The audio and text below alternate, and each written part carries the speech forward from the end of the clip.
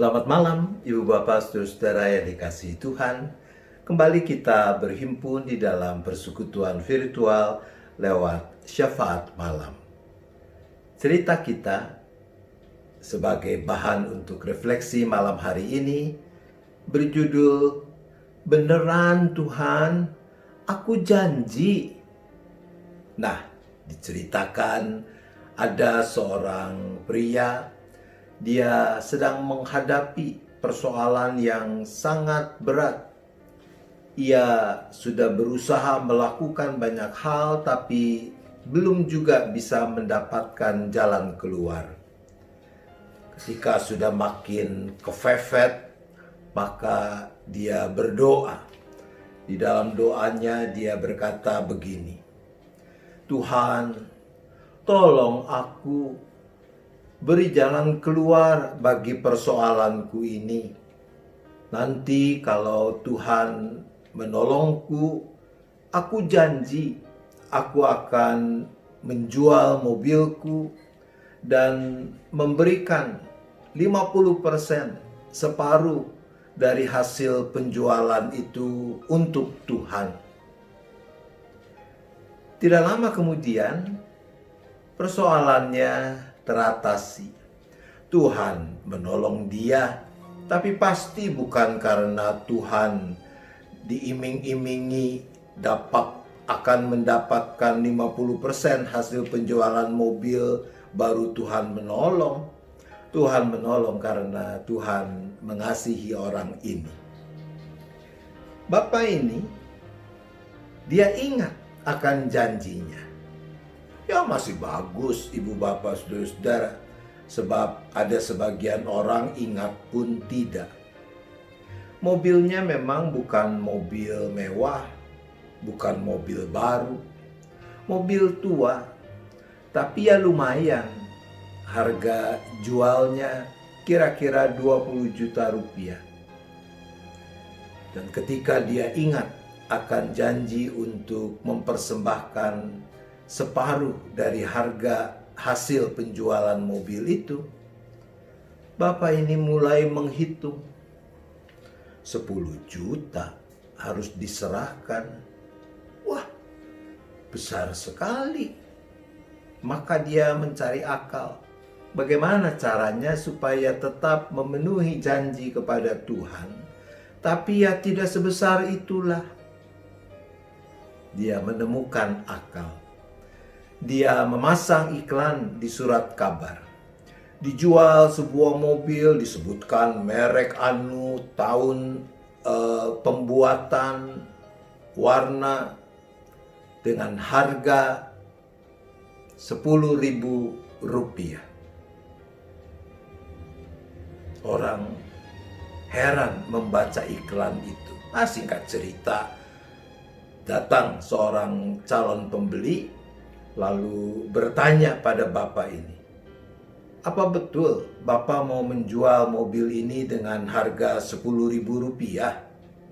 Si bapak mengatakan dengan senyum, oh iya, saya mau menjual mobil ini dengan harga 10.000 rupiah. Tapi bapak ini membuka pintu mobil, dia membuka laci dashboard di depan, lalu menunjuk ke dalamnya. Anda lihat, di dalam laci dashboard itu ada sebuah kemoceng. Kalau Anda membeli mobil ini, Anda harus juga membeli kemocengnya. Nah, kemocengnya harganya 19.990.000. Akhirnya transaksi terjadi. Hari Minggu, Bapak ini dengan wajah berseri-seri pergi ke gereja. Ketika kantung persembahan diedarkan, dia masukkan sebuah amplop yang telah dia siapkan sambil berkata, Tuhan, ku penuhi janjiku kepadamu. Berapa yang dia beri? Berapa? Ya, betul. 5.000 rupiah. Sebab harga penjualan mobil itu cuma 10.000 rupiah. Itu cerita orang yang mau akal-akalan dengan janji yang telah dia nyatakan kepada Tuhan. Ibu bapak, saudara-saudara, Anda pernah punya janji dengan Tuhan? Umumnya ada godaan besar pada sebagian orang manakala kefefet untuk obral janji kepada Tuhan. Misalnya, pelajar atau mahasiswa yang menjelang ujian belum siap, lalu doanya makin kencang, dan dalam doa itu mulai diembel-embeli dengan janji. Pokoknya Tuhan, tolong supaya aku lulus. Kalau nanti aku lulus, aku akan melayani, aku akan rajin ke gereja, dan sebagainya. Atau orang yang masih juga belum mendapatkan jodoh. Sebelum mendapat jodoh, mungkin doa-doanya juga dibarengi dengan janji-janji. Embel-embel dari doanya itu, barangkali dia mengatakan, pokoknya Tuhan, kalau aku menemukan jodohku, kalau Engkau memberikan jodoh kepadaku, aku mau melakukan apa saja. Ngepel gereja juga tidak apa-apa Tuhan, dan seterusnya. Atau barangkali ketika orang setelah sekian lama belum mendapatkan juga pekerjaan, berdoa minta supaya Tuhan memberi pekerjaan. Supaya mantap, juga diembel-embeli lagi dengan janji. Macam-macam janji yang bisa dikatakan, bisa dinyatakan. Waktu usaha berantakan, dan seterusnya dan sebagainya. Waktu sakit. Ibu bapak, saudara, apa yang lalu terjadi ketika yang diharapkan itu sudah mewujud nyata? Apakah semua orang ingat akan janjinya? Atau tepatnya nasarnya itu? Sebagian orang mungkin tidak lagi mengingat apa yang telah ia janjikan, yang ia nasarkan. Sebagian orang ingat sih ingat, tapi ketika mau merealisasikan janjinya terasa berat sekali.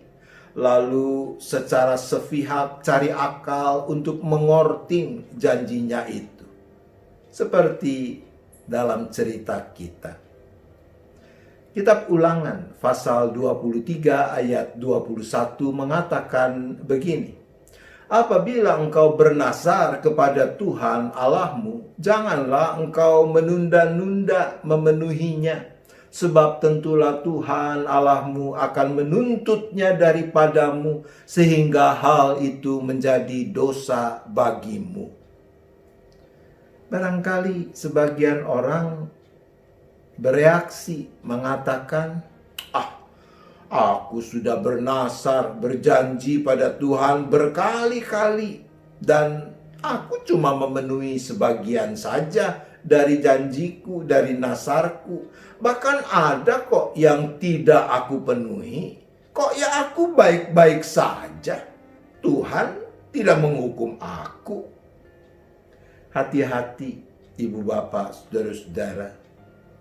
Firman Tuhan di dalam surat 2 Petrus pasal 3 ayat 9 mengatakan, Tuhan tidak lalai menepati janjinya sekalipun ada orang yang menganggapnya sebagai kelalaian. Tetapi ia sabar terhadap kamu karena ia menghendaki supaya jangan ada yang binasa, melainkan supaya semua orang berbalik dan bertobat. Jangan sia-siakan kesabaran Tuhan. Semoga kita tidak terlambat untuk memenuhi semua janji kita kepada Tuhan. Amin. Mari kita bersyafaat.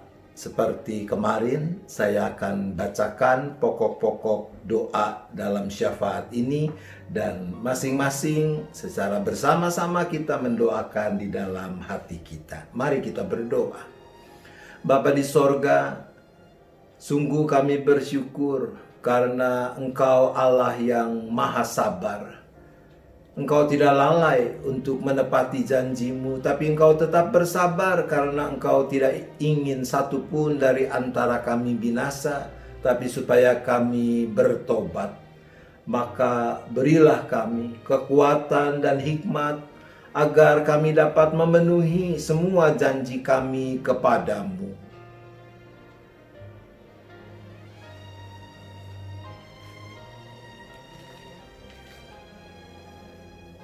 Ya Bapa, kami teringat kepada saudara-saudara kami, mereka yang sedang bergumul dengan sakit penyakit, seperti Pak Usman, suami dari Ibu Natali. Ya Bapa, kami memohonkan pertolongan Tuhan bagi mereka yang sedang bergumul dengan sakit penyakit ini. Kami juga berdoa bagi mereka yang sudah mengalami pemulihan atau sedang dalam proses pemulihan. Kiranya Tuhan, Engkau juga yang boleh menyempurnakan pemulihan kesehatan mereka, seperti atas diri Saudara Yohanes.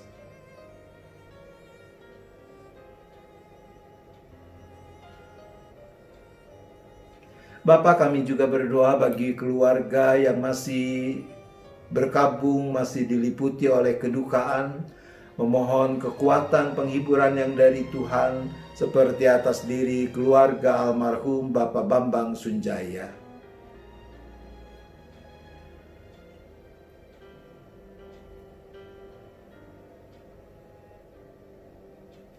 Kami juga tetap berdoa bagi orang-orang yang mengalami kesulitan perekonomian, entah karena kena PHK ataupun usaha yang menjadi sumber penghidupannya macet, bahkan bangkrut. Bagi mereka kami berdoa.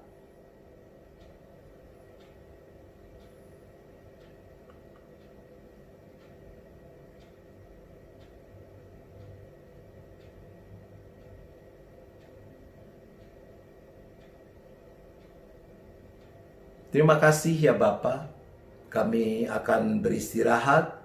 Kembali kami serahkan seluruh keberadaan kami, keluarga kami, sepenuhnya hanya ke dalam tangan pengasihan-Mu. Engkau yang beserta dengan kami, jauhkan kami dari mara bahaya, malapetaka. Kami boleh istirahat dengan cukup dan besok pagi bangun dalam keadaan yang lebih baik untuk menyambut hari baru yang Tuhan anugerahkan. Terima kasih Bapa, kami bersyafaat hanya di dalam nama Tuhan Yesus Kristus. Amin. Selamat malam Ibu Bapak Saudara-saudara. Selamat beristirahat. Tuhan tetap beserta kita.